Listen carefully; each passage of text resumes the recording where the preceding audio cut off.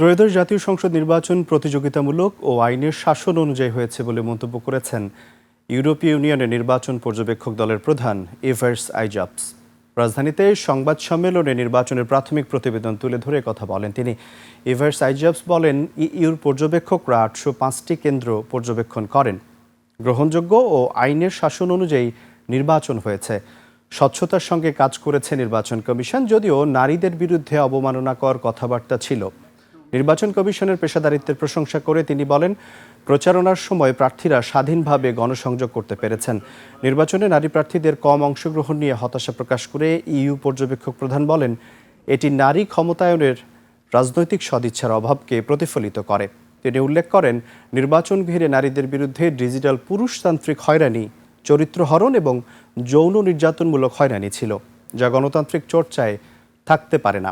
Digitally যারা নির্যাতনের শিকার হয়েছে তাদের পরিবারের প্রতি সমবেদনা জানিয়েছে ইইউ। নির্বাচন পরবর্তী রাজনৈতিক পরিবেশকে ইতিবাচক মন্তব্য করে ইভার্স আইজাপস বলেন, রাজনৈতিক দলগুলো যেভাবে শান্তিপূর্ণভাবে জয় ও পরাজয় মেনে নিয়েছে তা প্রশংসার যোগ্য।